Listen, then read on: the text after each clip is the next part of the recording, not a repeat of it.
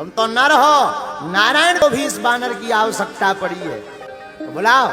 हनुमान जी को बुलाया तो हनुमान जी ने कहा देखो हम दो ही शर्तों पर जाएंगे। बोले क्या? बोले पहली शर्त हम भगवान के चरणों में बैठते हैं। भगवान कृष्ण बोले इस बार हमारे मूड पे बैठते। बोले दूसरी शर्त, हमारी दूसरी शर्त है कि हम जब भी युद्ध में जाए तो बीच बीच में हमें कथा सुनना। तो अर्जुन जी बोले वहां कथा सुना भी कि युद्ध कर भी? वहां लड़ाई करने जा रहे, मारा मल्ला होने, अब तो अल्लाह ने राम कथा सुनाई। हनुमान जी बोले तो हमारी तो शर्त है, भगवान जब भी लड़ते थे तो बीच बीच में धर्म युद्ध के बारे में, धर्म रथ के बारे में चर्चा करते थे, अगर आप गारंटी लो तो सुनाओ। भगवान बोले कोई बात नहीं, चलो चलो हम वचन दे रहे हैं, हम सुनाएंगे। हनुमान जी आए तो हनुमान जी इस बार चरणों में नहीं बैठे, ध्वज पर आकर के बैठ गए, इसलिए अर्जुन के रथ का नाम पड़ गया कपिध्वज। हनुमान जी जब रथ के ध्वज पर आकर के बैठ गए, अब किसी का मत क्या है हमें तो पता नहीं, हमारी तो बुद्धि कहती है।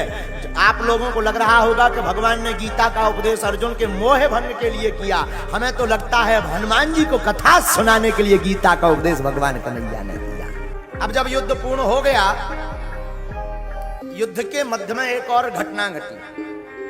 अर्जुन जब भीष्म पितामह के ऊपर बाण छोड़े तो भीष्म पितामह का रथ 20 फीट नीचे पीछे चला जाए, और जब भीष्म पितामह रथ पर प्रहार करें तो 1 इंच पीछे ना हो। अर्जुन कन्हैया से बोले नीचे देखो, नीचे, ए ठाकुर जी नीचे देखो, अपना 1 अंगुल नहीं पीछे हो रहा।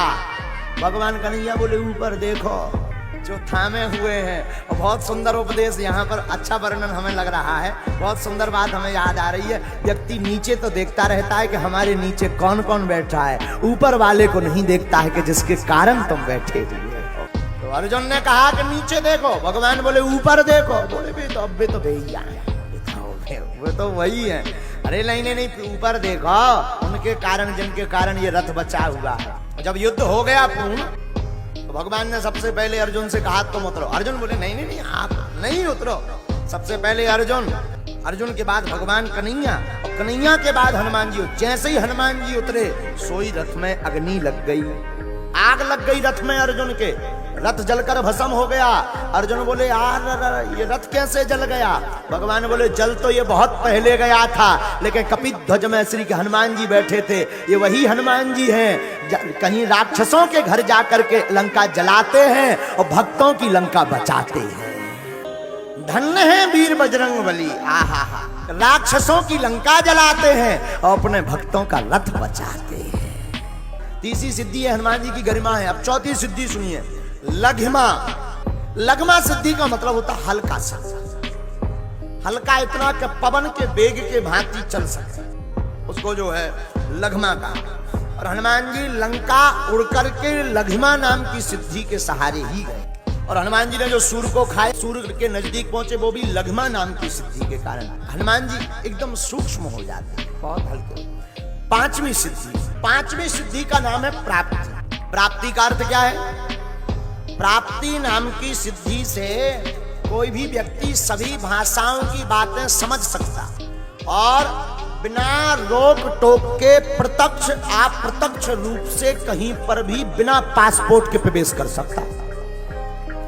तब तो भारत है देश, लंका था विदेश। हनुमान जी ने ना पासपोर्ट बनवाया ना वीजा, हनुमान जी घुस गए और कोई पकड़ नहीं पाया। इसके पीछे रहस्य कुछ भी नहीं, प्राप्ति नाम की सिद्धि रहस्य है। और वहां तो ठीक है, लंका का राजा यानी राष्ट्रपति रावण, और रावण के घर की सिक्योरिटी क्या गजब की ना रही होगी उस जमाने में। उस रावण के घर पे भी सिक्योरिटी कचूनी बिगाड़ पाई है। हनुमान जी को कोई भी पासपोर्ट की जरूरत नहीं है, हनुमान जी को कोई भी गेट पास की भी जरूरत नहीं है, हनुमान जी को वीजा की भी जरूरत नहीं है। क्यों?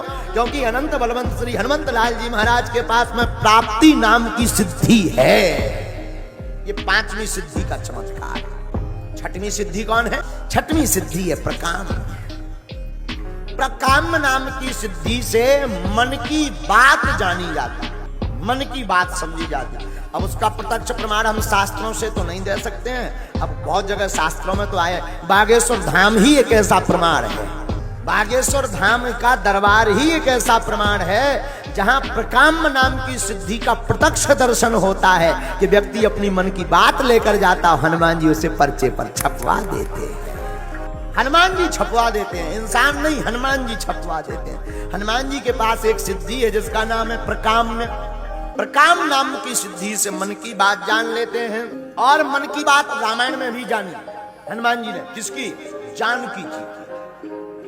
अशोक वाटिका में वृक्ष के ऊपर श्री अनंत बलवंत हनुमंतलाल जी विराजमान थे। जानकी जी को दुखी देखा तो रामचंद्र गुण बरने लागा, सुनते हैं सीता दुख भागा। जानकी जी किस वियोग में जल रही थी? राम जी की याद में। हनुमान जी बोले यहाँ वहां के झंझट छोड़ो। तुरंत राम जी की कथा मधुर मधुर हनुमान जी अपने मुख से सुनाने लगे, और कथा का ऐसा प्रभाव पड़ा कि जानकी जी के हृदय की पीड़ा मिट गई, और राम के प्रति आंखें छलक आई, और माता प्रसन्न हो गई। दूसरा जगह रामायण की मन की बात हनुमान जी ने कहा जानी? सुग्रीव की यहाँ हनुमान जी ने मन की बात जानी। सुग्रीव ने कहा ये जो पर्वत के नीचे दो राजकुमार आए, एक धनुष मान लिए गोरा सा, एक सामने से, जाओ हनुमान जी देख करके। तो हनुमान जी समझ गए सुग्रीव जी है रोगी, राम जी है वैद। सुग्रीव है रोगी, राम जी है वैद। तो हनुमान जी गए, आप चलो सुग्रीव से मित्रता करो, मैत्रीय करो। तो राम जी ने कहा देखो भाई हनुमान जी हम नहीं जाएंगे। बोले क्यों? बोले भाई बीमार हमारे पास आवे, क्योंकि हम तो वैद हैं, बीमार हमारे पास आवे, हम क्यों जाएं? हनुमान जी ने बहुत सुंदर जवाब दिया। बोले वो ऐसे बीमार है कि चल नहीं सकते। बीमार भी दो प्रकार के होते, एक शिथिल, एक चलने वाला। तो जो सुग्रीव बीमार हैं वो शिथिल बीमार हैं, इनके पास आपके पास चल करके बीमार नहीं आ सकता। कभी कभी वैद्य को ही बीमार के पास चल करके जाना पड़ता है। ये प्रकाम्य नाम की सिद्धि का दर्शन हो रहा है। सातवीं सिद्धि सुनिए, ईशत्व। हनुमान जी महाराज के पास में जो सातवीं नाम की सिद्धि है वो है ईशत्व। ईशत्व का अर्थ क्या होता? यह एक उपाधि है, इस उपाधि से ईश्वर तत्व बोध होता है, ईश्वरत्व बोध होता है। हनुमान जी को भगवान कहा गया, और हमारी तो बुद्धि कहती है कि इस चौपाई के, इस सिद्धि के कारण ही हनुमान जी का चारों युगों में प्रताप।